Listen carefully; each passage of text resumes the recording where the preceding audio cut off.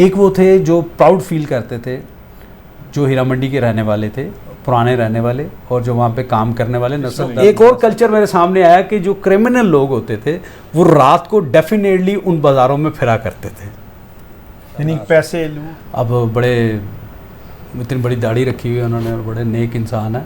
मैंने पहली दफ़ा शक्ति फिल्म का गाना जाने कैसे कब कहाँ इकरार हो गया, हाँ, हम सोचते ही रह गए प्यार हो गया, ये उनको मैंने देखा था कि ही वॉज ड्रंक, रात को 1 बजे का टाइम था और ये सिटी सिनेमा के बाहर चारों शीशे खोल के गाड़ी के और ये गाना लगा के वहीं घुमाई जा रहे थे। उस बाजार की एक रवायत है जो संजय लीला बलसाली की वेब सीरीज में बिल्कुल नहीं दिखाई। वो जहाँ पे अंजुमन और गोरी का वो मोती महल एक जगह थी जहाँ ऑफिस कोठा होता था, हाँ, ऑफिस या कोठा, जिसको ऑफिस कहते थे, तो उस एरिया में हम लोग साका कंजर के नाम से जानते हैं, साका कंजर के नाम से जानते हैं, साका कंजर के नाम से जानते हैं।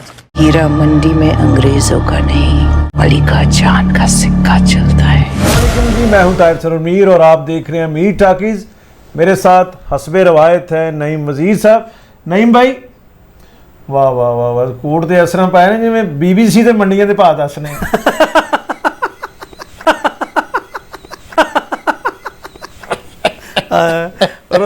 और उत्थे फूड अथॉरिटी का छापा भी नहीं बजदा।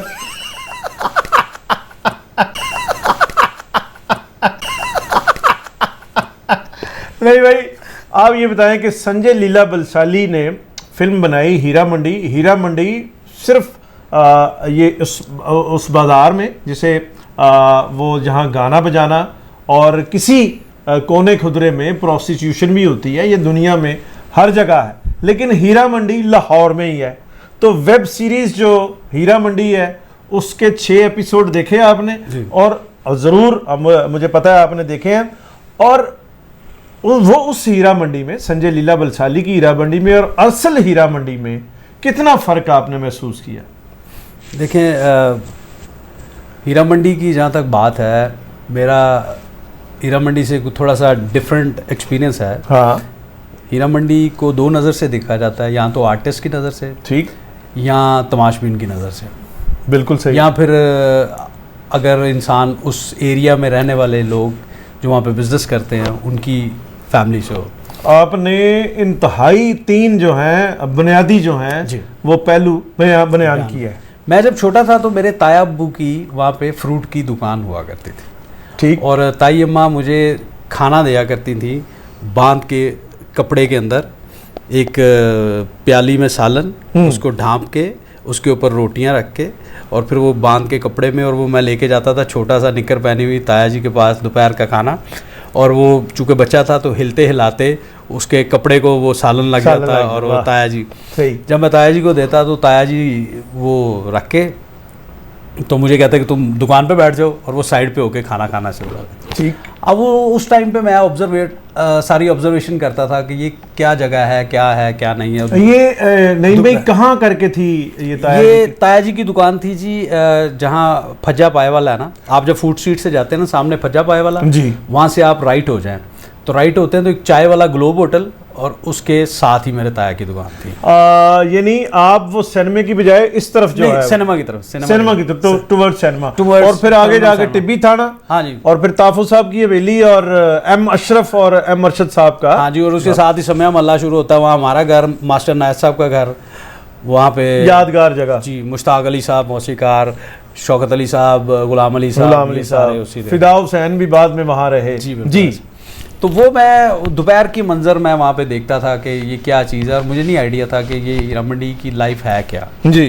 एक्सपीरियंस इस तरह हुआ कि एक दिन रात को कोई ये बात है कोई 82 की, I was in 8th class, तो मेरे अबू आए तो खाना लाने के लिए वो मुझे भेजा गया कि फज्जे की दुकान से खाना ले आओ।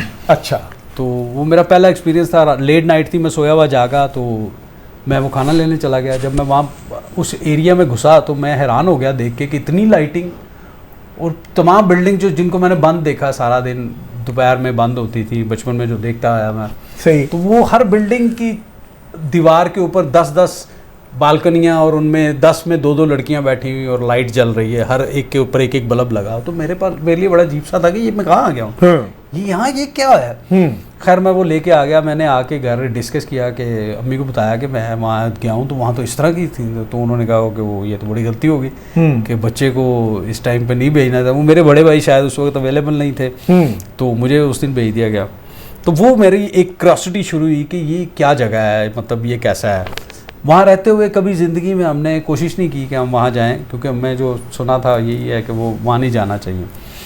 फिर हमने 95-6 में जी 82 में हमारे घर VCR आ गया। तो VCR मेरे चूँकि बड़े भाई की सऊदी अरब में वर्कशॉप थी VCR TV रिपेयरिंग की, जी तो वो जब भी आते थे कोई 1-2 VCR ले आते थे और प्लस फिल्म्स ले आते थे। तो हमारे घर में जो रज़ाइयों वाली पेटी होती है ना, वो पूरी फिल्मों की भर गई। और कुछ 15 पीपे जो टीन के पीपे होते हैं कनस्तर, वो फिल्मों के भर गए। वाह।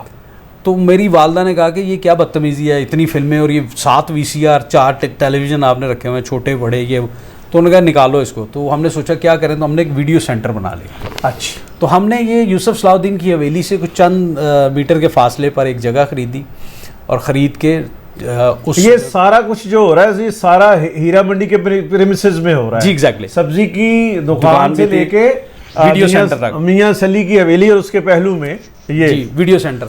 और क्या आपने जगह ढूंढी मियां सली साहब के पहलू में। वाह। हवेली बारूद खाना।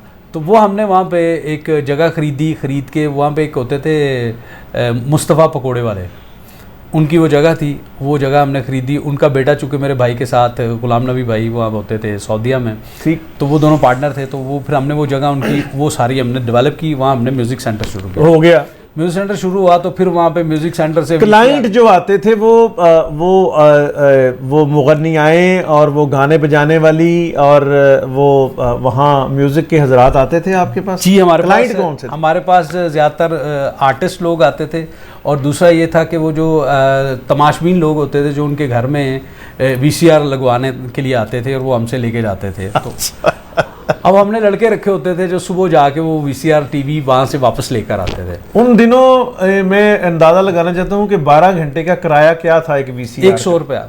100 रुपया। 100 रुपये में 4 फिल्में होती थी जी और VCR TV जाता था। और किन फिल्मों की आपके जब ये बिजनेस आपने शुरू किया तो किन फिल्मों की डिमांड थी? सर उस वक्त की टॉप फिल्म थी जांबाज और वो थी जांबाज अनिल कपूर की जांबाज, और फिर वो शक्ति। और हमारे पास चूंकि सबसे ज़्यादा वैरायटी थी तो हमारे पास बहुत कस्टमर आता और सारी फिल्म्स बाहर। अच्छा, शक्ति तो जो है वो पहले की फिल्म थी 82-83 में आई है। वो पहली दफ़ा मैंने देखी थी। उसके बाद जो है ये अभी तक खैर वो बड़ी फिल्म है। बहुत फिल्में आई सर, लोहा, जांबाज और अब नाम माँ एक फिल्म। वो ठीक है। मुझे ये बताएं कि आपके जो मुस्तकिल क्लाइंट थे वो कौन थे? हाँ जी वो सारे वो जो थे वो जाहिर है वो उसी कम्युनिटी के थे, हीरा मंडी के लोग थे। हीरा मंडी में जो उस दौरान में मैंने ऑब्जर्व किया, ये तो एक इंट्रोडक्शन था जो मैंने आपको बता दिया कि how I observe that area. ठीक, वहाँ पे जो मेरी ऑब्जर्वेशन है, वहाँ पे 3 तरह के लोग रहते थे।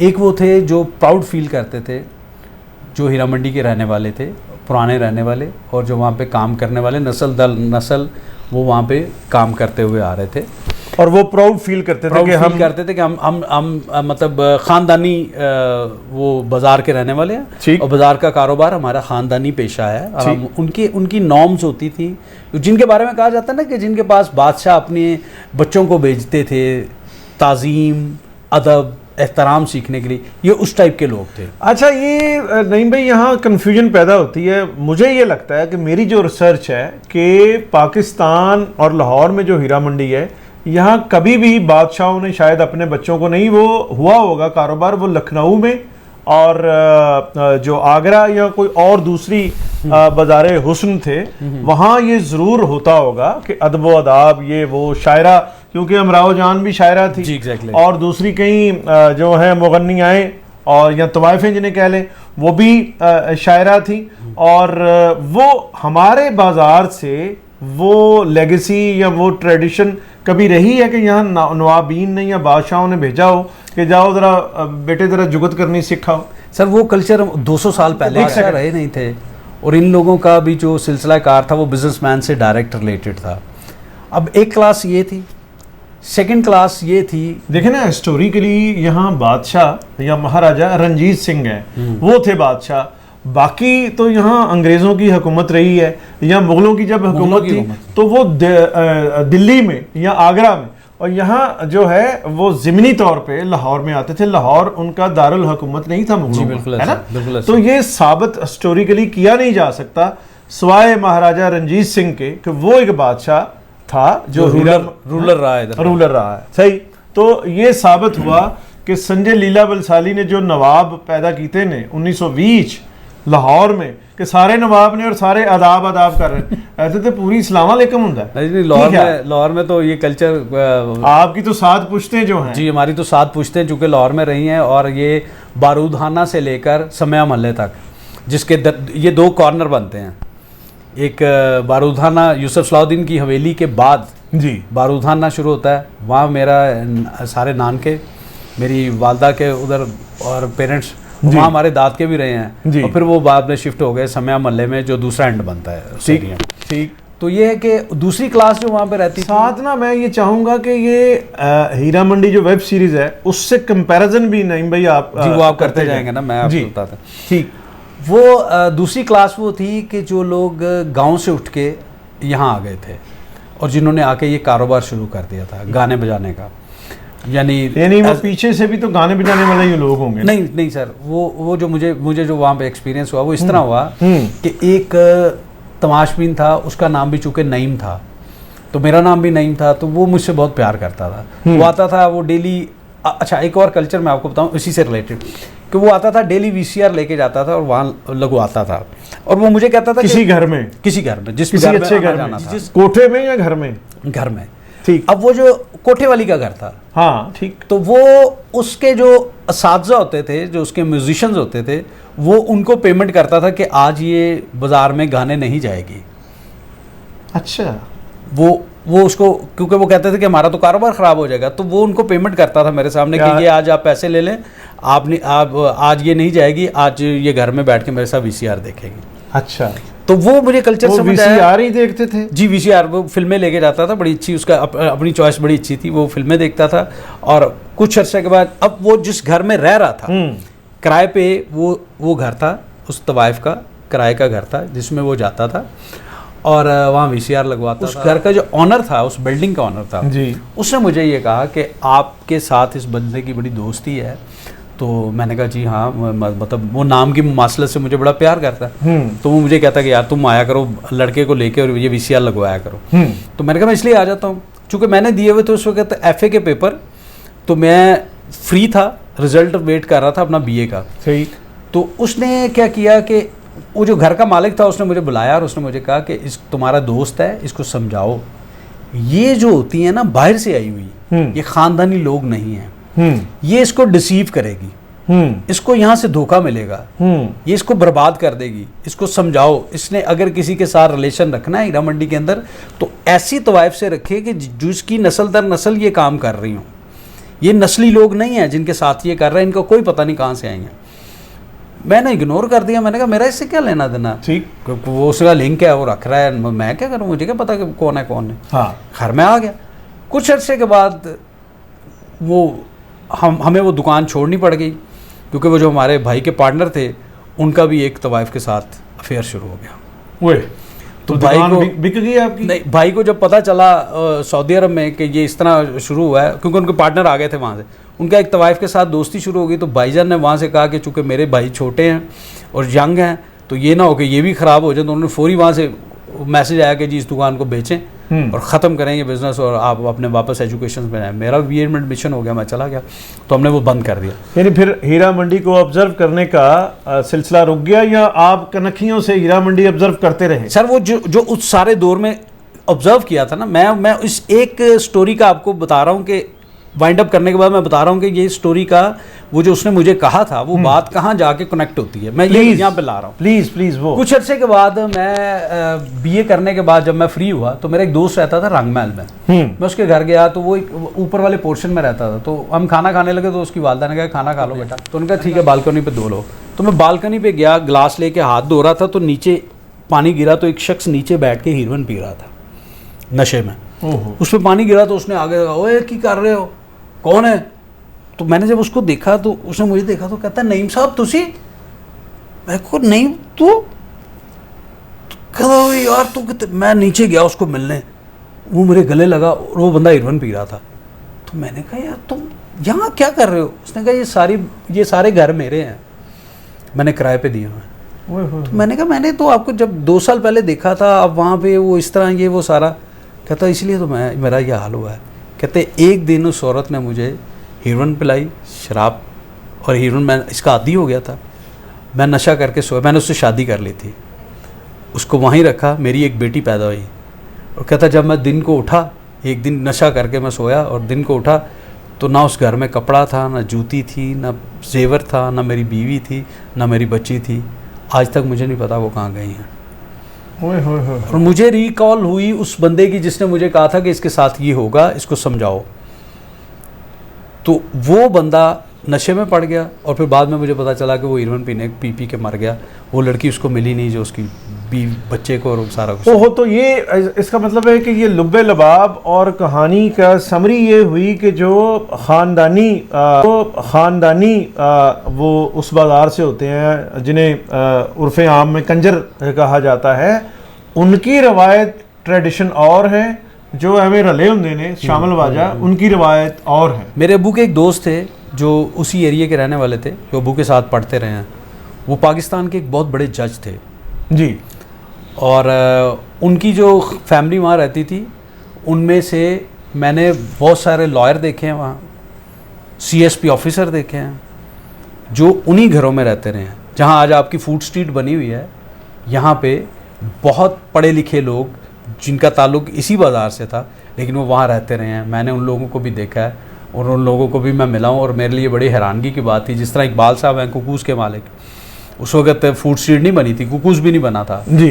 तो इकबाल साहब को हम देखते थे कि वो NC में पढ़ा रहे थे और वो वहाँ रहते थे। तो ये वहाँ पे डिफरेंट क्लासेस के लोग थे उनमें। वहाँ पे सिर्फ हीरा मंडी नहीं थी, वहाँ पे सिर्फ वो नहीं था कि कोई नाच गाना और ये प्रोस्टिट्यूशन हो रहा होता है। वहाँ पे ये लोग भी थे जो अपनी बहुत ही VVIP और बहुत ही अच्छी ज़िंदगी भी। लेकिन कुकू रेस्टोरेंट वाले तो वहीं के रहने वाले लोग हैं ना। मैं यही कर रहा हूँ, इकबाल साहब उसी घर में रहते थे। हम लोग क्रिकेट खेलने जाया करते थे वो मिंटो पार्क में, तो हम उनके घर से आगे से गुजर के। नहीं भाई, मैं सिर्फ पूछना ये चाह रहा हूँ कि कुकू साहब या प्रोफेसर साहब का उस बाजार से वहीं के रहने वाले हैं और उनके फैमिली मेंबर वो ये बिजनेस कर रहे थे। जी बिल्कुल। इकबाल साहब की एक डॉक्यूमेंट्री है जी, आप YouTube पे देखिएगा, जिसमें उन्होंने बताया कि मैं जब पढ़ रहा था तो मेरी बहन मुझे एक बच्चा दे के तो कहती थी कि तुम इसको ले जाओ, वो तमाशबीन आएगा, तो फिर वो जब जाएगा तो पैसे दे के जाएगा तो तुम्हारी फीस भी दे दी जाएगी। ये YouTube पे उनका प्रोग्राम मैंने खुद देखा है।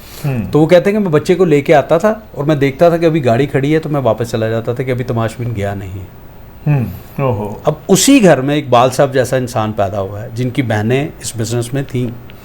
इसी तरह बहुत सी और फैमिलीज़ हैं, वहाँ पे जजेस हुए हैं, वहाँ पे बहुत बड़े बड़े लॉयर्स पैदा हुए हैं सर। जहाँ आज आपकी फूड स्ट्रीट है, इन घरों में, जहाँ में एक इकबाल साहब का भी घर है, इन घरों में बहुत पढ़े लिखे लोग पैदा हुए हैं वहाँ पे, और जिन्होंने एचिसोनियन बच्चे भी वहाँ पे मैं उनको भी जानता हूँ जो वहाँ पे एचिसन से पढ़े हैं और वहाँ पे रहने वाले थे। तो ये बात जो एक हीरा मंडी का कल्चर था, वो आर्ट की प्रिविलेज हुई है। आपके बड़े बड़े नाम हैं, आप जानते हैं, बहुत बड़ी बड़ी हमारी गायिका। मैं जिस दौर की बात कर रहा हूँ, जब मैं हमारा म्यूज़िक सेंटर था, उस वक्त नीली जो थी वो वहाँ रह रही थी। मैंने नीली को खुद गाड़ी में वहाँ से निकलते हुए, और हमारा जहाँ म्यूज़िक सेंटर था उसके बिल्कुल अपोजिट नीली का घर था, तो ये फिर वो स्टार भी वहीं से निकली हैं और इनको हमने देखा। तो वहाँ के कल्चर को हमने इस तरह देखा। अब वहाँ के कल्चर जो मैं आपको डे लाइफ और नाइट की लाइफ बताता हूँ। डे में असातिज़ा जो होते थे, जो इनके उस्ताद होते थे, जिनको उर्फ़ आम में सफरदा भी कहा जाता है, ठीक, ये दोपहर में उनको तालीम देने के लिए आते थे। अच्छा, दोपहर का वक्त जो है वो क्यों मखसूस होता था? वो इसलिए होता था कि उस्ताद भी सो के उठते थे लेट, और ये ख़वातीन भी लेट उठती थी सो के। तो ये नॉर्मली होता ये था कि दोपहर में, चूँकि ये रियाज आपको पता है सुबह सुबह करना होता है, तो इनकी सुबह जो होती थी वो 10-11 बजे होती थी। हाँ, जाहिर है। तो ये मैं बता दूं, जो यंग जनरेशन जिन्होंने वो दौर नहीं देखा बाज़ार हुस्न का, कि यहाँ जो ऑफिशियल टाइम था, जो गवर्नमेंट की तरफ से इजाज़त थी, वो था 11 बजे से 1 बजे तक, और बाजार जो है वो जो कहते हैं ना सजना शुरू हो जाता था 9-10 बजे, और 11 बजे फिर गाना बजाना शुरू हो जाता था, और राहगीर भी होते थे और सैकड़ों जो है वो लोग देखने वाले, और फिर बाजार पूरा सज जाता था। सर इसमें मैं एक और बताऊंगा, मेरे बड़े भाई जो वहीद मुराद साहब थे, अल्लाह ताला उनको रिके रहमत करे, जनरल मैनेजर थे क्राउन प्लाजा होटल में जी, वो एलडीए में जॉब करते थे पहले। तो एलडीए की वो तनख्वाहें लेके आ रहे थे अपने ऑफिस की, तो उनके साथ डकैती हो गई, तो वो सारा पैसा लूट लिया गया। तो वो पुलिस को जब रिपोर्ट हुई तो पुलिस ने आगे कहा कि जी कौन था, तो उन्होंने कहा मैं था और मेरा अकाउंटेंट था। तो वो उन्होंने उनको अकाउंटेंट, क्योंकि he was quite young, police ने कहा जी हमें इन्वेस्टिगेशन करनी है, आपको हमारे साथ रहना पड़ेगा 2 दिन। तो उन्होंने कहा ठीक है मैं 2 दिन रहता हूँ। तो वो उनको लेके गए पहले सुबह एक मेले में, जी मेले में छोड़ दिया कि जाएँ आप फिरें। वो कह रहे जी आप इन्वेस्टिगेशन कर रहे थे, तो उन्होंने कहा बस आप मेले में फिरें, यही हमारी इन्वेस्टिगेशन। सारा दिन मेले में फिराया, खाना खिलाया, शाम को उनको कहा अब आपने रात को आना है हमारे पास 9 बजे। रात को वो 9 बजे दोबारा गए, उनको बिठाया गाड़ी में और हीरा मंडी ले गए, और वहाँ कहा फिरो। And that was the first chance of my brother to visit the Heera Mandi, के हीरा मंडी लगी हुई है और वो फिर रहे हैं वहाँ पे। कह रहे मुझे समझ नहीं आ रही मैं क्यों फिर रहा हूँ यार, मैं क्या करूँ। और पुलिस वाले ने कहा बस तू फिरदा जा, असी बस वो ऑब्जर्व कर रहे होंगे। अब वो ये ऑब्जर्व कर रहे थे कि इस बंदे को कौन मिलता है, अगर तो ये क्रिमिनल है तो क्रिमिनल पीपल इन्हीं जगहों पे मिलते हैं। हाँ। वो इनको मिलेंगे। तो वो 2 दिन की ये प्रैक्टिस के बाद उन्होंने कहा कि नहीं ये बंदा जो है ना ये बेकसूर है, इसका कोई पता। तो एक और कल्चर मेरे सामने आया कि जो क्रिमिनल लोग होते थे वो रात को डेफिनेटली उन बाजारों में फिरा करते थे, यानी पैसे लूट मार के, छीन के, डकैती ये वो सारी वो उधर आ जाते थे और आके वहाँ पे वो गाने सुनते थे और वो। अच्छा क्या नहीं भाई, क्या रेशो आप करते हैं कि वहाँ खानदानी रौसा जो थे वो कितनी तादाद में आते थे, और ये जो वारदाती जो ब्लैक मनी होती थी, लूट मार, जेब कुतरे, डाकू, ये वो कातल, उनकी क्या कोई रेशो आप डिसाइड कर सकें? सर ये दिन के और रात के सारे हुनर सीखने पड़ते हैं।